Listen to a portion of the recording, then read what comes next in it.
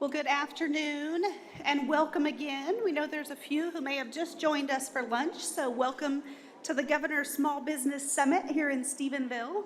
The Stephenville Chamber of Commerce, Tarleton State University, Texas Workforce Commission are excited to partner with the Governor's Office of Economic Development to host this event where we've been able to soak in so much expertise and information and resources to hopefully help small businesses, entrepreneurs to grow and to continue getting to fulfill their passion. We know several of you are from out of town.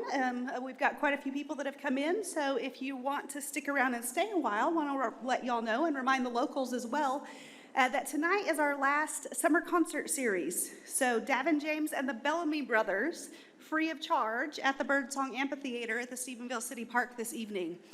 We have great community partners that help pay for that and make it happen. So if you're sticking around this evening and want to go enjoy some great live music in the beautiful setting of the park, we invite you to do so. But continuing our theme today of champions.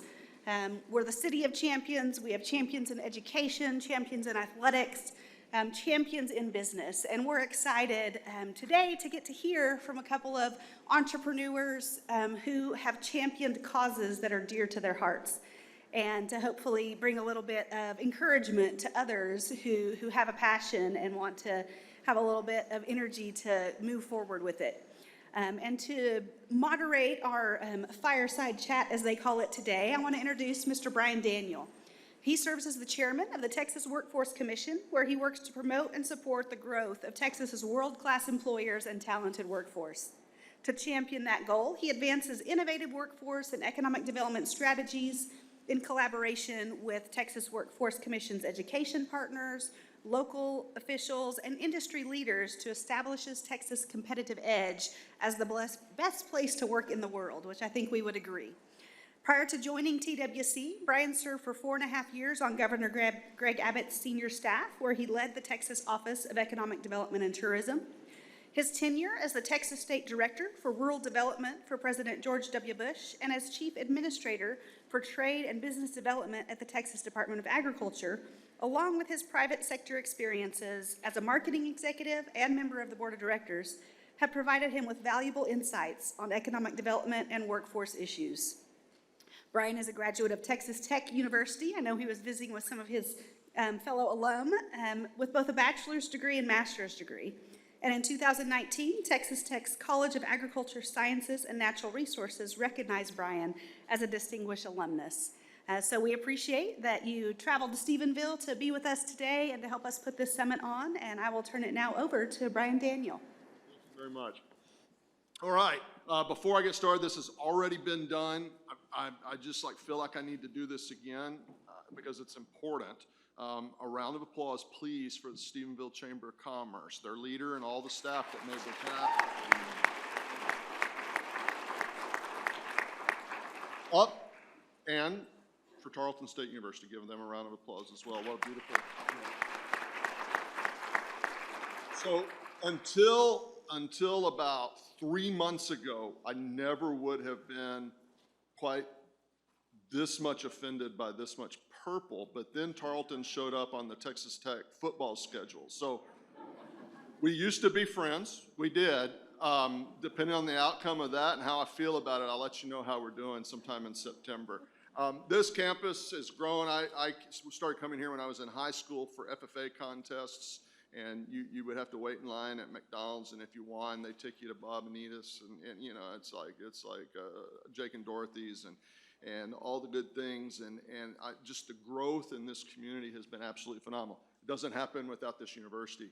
It certainly doesn't happen without the chamber and their members and the other folks that are making this happen here in the community. So we've got a couple of chamber members here today, but that's not why they're here. They're actually here because they have some really interesting businesses that they're going on right here in this community. These businesses are not the same. They're not in the same sector. We're not going to see which one's the best because they're both the best in their sector. But both of these businesses are emerging areas throughout the state. All of rural Texas is not created the same. There are areas of rural Texas that are growing very well, this one, There are other areas of rural Texas that continue to lose population, they continue to lose jobs, and they continue to do some things that they don't want to be doing. And so when we come to a part of the state that's a real hub for the rural communities that come around it, we try to find those businesses that are in significantly emerging professions or significantly emerging sectors for that community. And that's what you're going to see here today. So let me make a couple quick introductions. I'm going to ask you to tell a little bit about your business, and so I've read thoroughly about it, but I'd be willing to bet whatever money I have in my pocket, you know a lot more about your business than I do. I hope so. And so we're going to let you talk about it. So let me first introduce Michele Simmonds. She's with ClearPath Home Care. This is Reagan Thompson. Runs under the name of Capital Reload Development. There's a lot of stuff going on here, and his is a fairly significantly complicated kind of business, and I'll let him explain that. Michele, let's start with you. Tell us about your business. Tell us how you got into this business. Give us your elevator speech on why you got picked to be on today's panel. Well, I don't know why I got picked, but you missed a meeting probably. I probably missed a meeting, yeah. I own, with my husband, ClearPath Home Care. I own 51%, so I love to say that. He owns 49, and I remind him of that often. My official title is Chief Marketing Officer, even though we each wear many, many hats. I came to Tarleton as an elementary education major for 3 years, because that's what my parents did for 44 years each, and that's what I was programmed to do. I found out very quickly after that junior year that was not for me. I branched out and took an EMT class at Tarleton. That led to getting a CNA certification, and then Tarleton's nursing program was in a bit of a transition at the moment, and I went to Weatherford, got my nursing degree, worked in the field for a little bit, and found out very quickly that psychology was my calling. I came back to Tarleton and got my psychology degree in '98 under Bob Newby, who I think is the most brilliant person ever. I don't know if y'all do or not, don't care. But I think he's wonderful, and I'm very thankful for his mentorship through the psych program here. Reagan? Yeah, Reagan Thompson, multi-generational Stephenville, Erath County native. It's really an honor to be in the room today with you. Just know that my hat is already tipped to you for being here, jumping out, becoming an entrepreneur, aspiring entrepreneur. That takes a lot of risk and guts, and there's a lot that goes with that. So just know that I'm very encouraged that you're in the room and draw inspiration from that. But grew up in Stephenville and came to several events in this very room, so it's neat to be back here. But grew up around a family of really hard workers. Granddad, dad, uncles, cousins, all were small business operators. So from an early age, we were tasked with picking up trash in those businesses. There are a lot of manual labor type jobs, but also having a front row seat to seeing the ups and downs of what a small business takes, the sacrifice that takes. And so grew up in Stephenville, graduated, went to Texas A&M, met my wife. We've got 3 different kids that we're raising here currently, 8, 6, and 3. And then my journey really took me down a unique path in that I kind of covered several different aspects of construction, then got into healthcare, specifically scrubbing into the operating room, covering the Houston Med Center, assistant surgeons at Johnson & Johnson in a couple of different avenues. At that time, we were investing in real estate along the way. And so I knew really the way that kind of the Lord wired me and the way that my brain works, I eventually wanted to get into real estate development. And so that was, there was a time in there where we decided to pivot away from that and start learning from some strategic operators and fill in the gaps that I was missing to start this company. So that's the path that we took. And I can touch on that later, but Reload Capital, Reload Development is a capital fund mixed in with a development, and there's a lot of strategic growth initiatives that we want to bolt on to that. But I think specifically for this area that we're in Texas, the runway for growth is significant for several different reasons. So, great. Well, let's kick back over to Michele. Tell us a little more about your business, and also, if you don't mind, how how did you decide to get into that particular business and grow that particular business? Well, Clear Path Home Care is exactly what it sounds like. It's home care. We are not home health. We are not hospice. We are home care. So we're in the home up to 24/7, helping you or your loved one with activities of daily living, transportation, companionship, taking you to the doctor. We work very closely with home health and hospice, and I'm very proud of our hospice care specifically, because we end up being the eyes and ears in the home. So we do everything, whether it's taking you to the doctor or we're at your bedside end of life. So, and where are the locations for your business? I think it's. Well, we have 7 offices across Texas. We started very rurally, and my husband kind of launched this idea in Austin, Texas back in 2013. We were looking to get in business together. We weren't even dating at that point. But I told him, you know, I'm interested in this. There's a need for this. I've spent a lot of time in Alzheimer's and dementia, and that's my passion and my love. But where we really need this is rurally. Services are much more abundant in the more populated areas in the city. But really, we really don't have it. They're depending on little ladies from the church and somebody from the Senior Citizen Center, and it's not the proper care. I said, so, you know, do you want to make money or do you want to make a difference? And he said, well, both. I said, well, I think we're going to have to make a difference before we make money.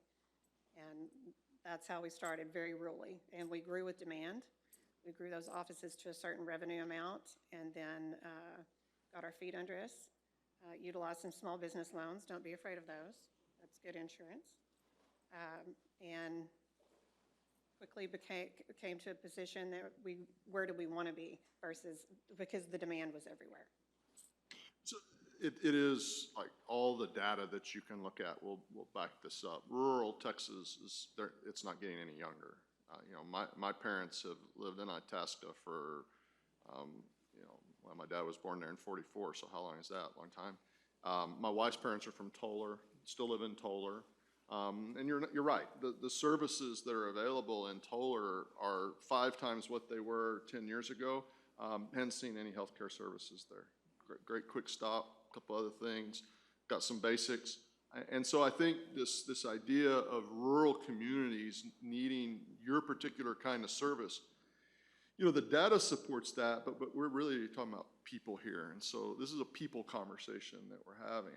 And I think you made it clear, but I just want to double down on the fact that this isn't nursing care. This isn't anything that a professional would provide.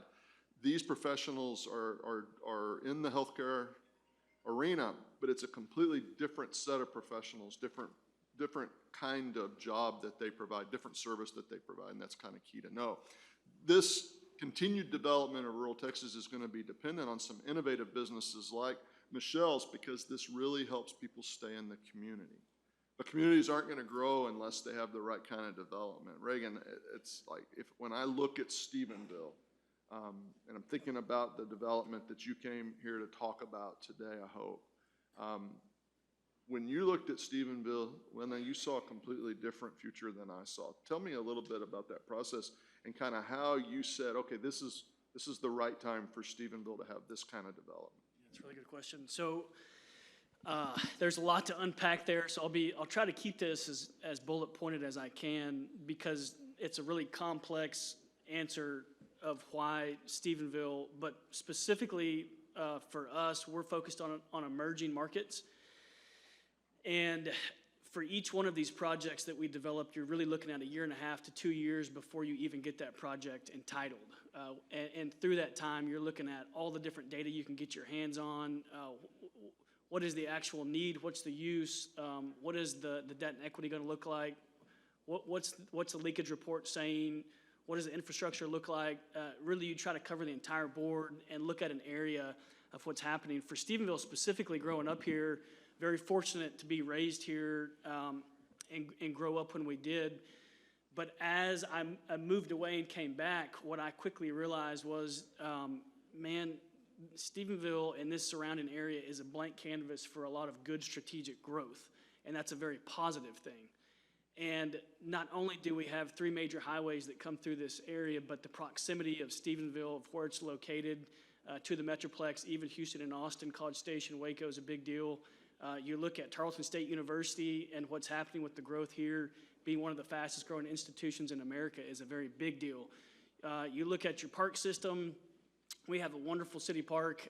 You look at the jogging trail along the Bosque River, that alone, if you hadn't been on that, I'd encourage you to go walk on that and see that. That's a really unique trail that highlights the beauty of this area. And then you look at really what is the trade area population. For here, it's 115,000 people, and it's growing. And then you tack on Tarleton's growth, and you look at the retainage of what's actually happening. And so you combine all that together, it doesn't really matter what class you're looking at, whether that's hospitality, commercial, mixed-use housing, residential housing, you can really check the boxes across the board. When we look at the way Stephenville has grown over the years, when we look at, I mean, I can remember, I ran some cows at Bluffdale for a long while. You know, like I was excited when Poston started selling other stuff, you know, like that was a big day for me. And I look at the development that's come in, that doesn't happen by accident. And the number of people that you've moved back, so we're getting some younger population back in. Does that bring some dollars with it? Does that kind of change the economy of the community? And is that something that attracted you back to this community as a place you wanted to make some investments? I think it does. I think if you look at a development where a developer took over a building and they developed it, 5-10 years ago, that looks very different than what you're trying to hit today. For us, what we're trying to hit is a boutique experience-driven feel with our projects, both architecturally, but also the actual use and the feel of the building. So what our ultimate goal is for the community to take pride in that building and make it feel like, man, that's their building. It's not my building. If I've strategically done a good job, they should be proud of that building and the use that comes from that. But for us, my mind, one of the buildings that we're developing in downtown Stephenville is the historic Long Hotel, which is a 1938 3-story structure that we're adding a 4th floor to. So 2nd, 3rd, 4th floor will be housing, bottom floor commercial retail. For me, we could have taken that building and done several different uses to it. Again, that's a whole different conversation of what the pro forma actually goes back and points towards. But ultimately, the mixed-use development that we're gearing towards hits kind of all angles of housing as well as commercial retail. So it doesn't really matter if you were a senior citizen, graduate, undergrad, visitor, parent, or a young working professional. We'd like really to kind of hit everybody through that development. So, and this is the thing I'm thinking of. Like, if you're sitting at the coffee shop in Toller, a guy shows up and says, "I'm a developer," my mind immediately runs to he's trying to buy somebody's acreage. He's going to put in 2 daggum many houses. It's going to mess up my morning commute. Okay, because it was 3 minutes, now it's going to be 4. I don't have that kind of time. My truck burns oil.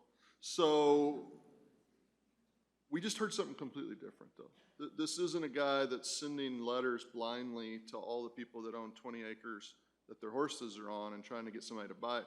It's a guy that says, you know what, there's a beautiful building here in town that's not being used to its highest and best use, and I can find people who would invest in that to make it better. So this isn't someone who's trying to take away from the character of this community. This is someone who says, I can make more investments into this community and help it sort of maintain its charm into the future, which presumably would attract more people, give us greater opportunities, which means there might be more people here, or it could just mean that the people that are already here are going to have more services, more conveniences, more things that help make them better. I don't want to exclude Michele from the conversation because I want to come back around to this. I'm going to change gears a little bit. I think we've got a clear understanding of what both of you are doing. But Michele, your business, do you have employees? Oh, yeah. Is it easy to find those employees? You can answer truthfully. No. It's not easy to find those No, employees. we hire a little differently, but we have about 25 salaried employees between our business development and care relationship managers, and about 225 caregivers. And how do you go about, I would presume the caregivers need to be in the rural areas where the clients are. Typically. How do you go about finding those employees? Like, what's been your best path so far, if you don't mind telling us? Word of mouth is everything. We're one of the first, if not the first, in Texas to offer benefits to our caregivers and our staff in our industry. That's not real common. We pay them above and beyond because they are the backbone of our business, and we treat them really well. So word of mouth is wonderful, but we also utilize social media, a recruitment agency up in the DFW area. So it's many different platforms that we utilize for that. No, Reagan, your staffing is going to be a lot kind of a different model. In the beginning, you're probably using contractors, subcontractors, but ultimately, like once the project's operational, you know, is the college a good source of employees? Is the community? Like, what's been your thinking on that as you've looked at this? Yeah, I think it's going to differ per project. The projects that we have now, the users that are filling those uses will be tenants that are paying rent, obviously, and so they're going to be staffing their own, which is a whole nother conversation of the jobs that were created from the developments. But me specifically, correct, when we're starting out, we're very lean in the fact that we're contracting out a lot of the different pieces and angles that it takes to get that development off the ground. But Tarleton, 100% would be an absolutely fantastic end user to fill some of those jobs that are created from those developments. Michele, same for you. Is the university, I mean, you went to school here, you know what they have to offer. Is this a source for your staff as well, or are they so scattered out you don't have one central source? Not one central source, but we absolutely utilize the nursing programs in any of the communities that we are, and we talk to them, and we met recently with Tarleton and said, how can we help your students? Because we've sent many kids to school, nursing school in particular, to help as they worked for us as caregivers. So I'd love to give more structure to that, and we're to the point in our business where we can start to do that. That's awesome. Couple more things. We're actually supposed to, I think we're supposed to be done at 1, so we have 2 minutes left, but I want to leave some time. Oh, he said he gave me 5 more minutes. That's how good this panel is.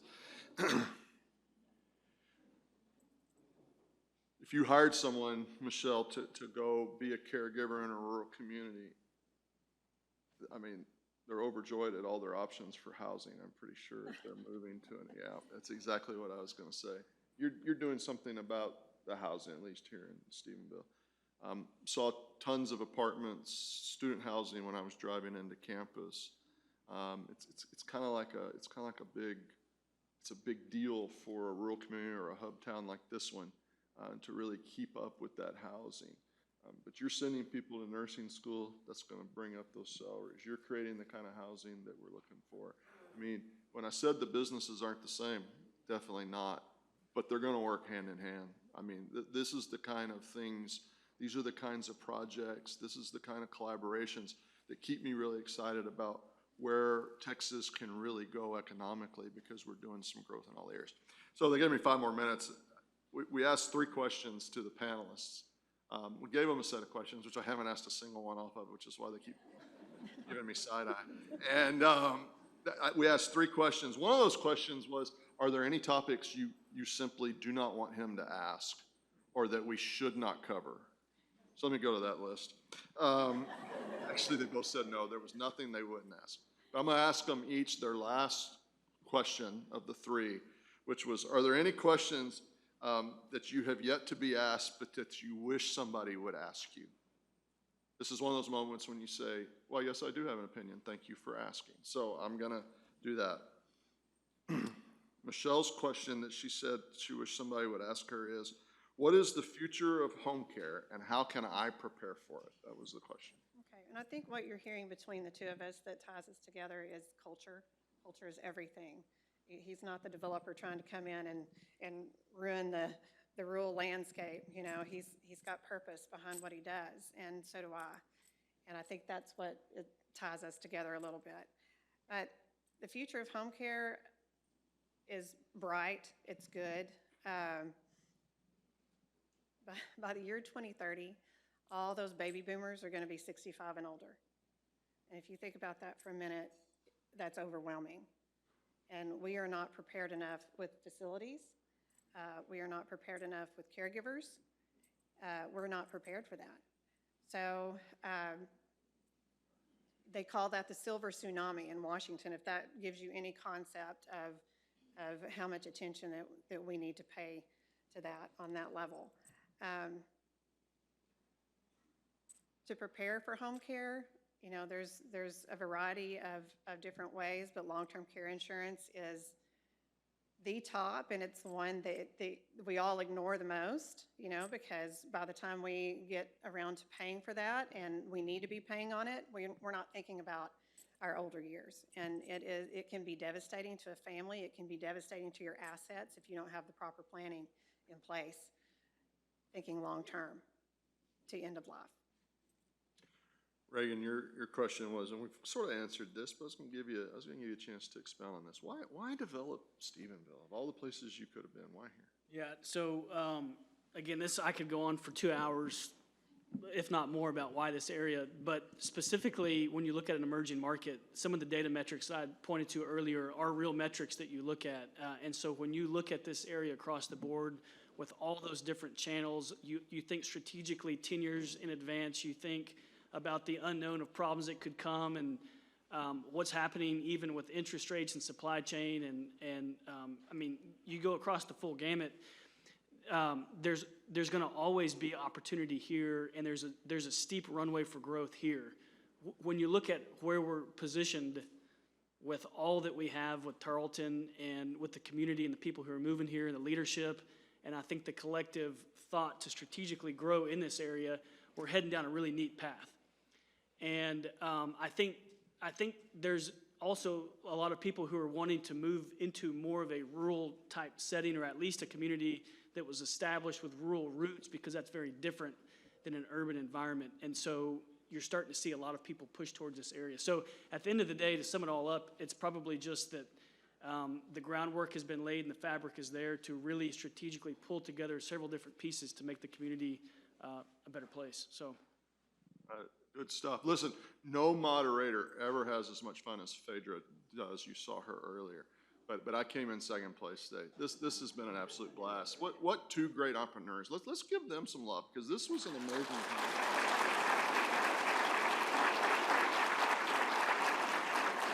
One of the cool things about my job is I get to meet a lot of folks just like this, and it's inspiring every time. It really is. It takes a lot of courage to start that business. It takes a lot of strength to run that business. And it actually takes a lot of modesty to come talk about the success of your business. I know that doesn't seem true, but it is. I appreciate everything you guys are doing for the state, all the wonderful things that are yet to come. I don't know if there's time for questions. We certainly want to make sure there are none. There are no time for questions, because we used all our time, and that's why we had so much fun. Y'all, thank you so much for letting us be a part of your day.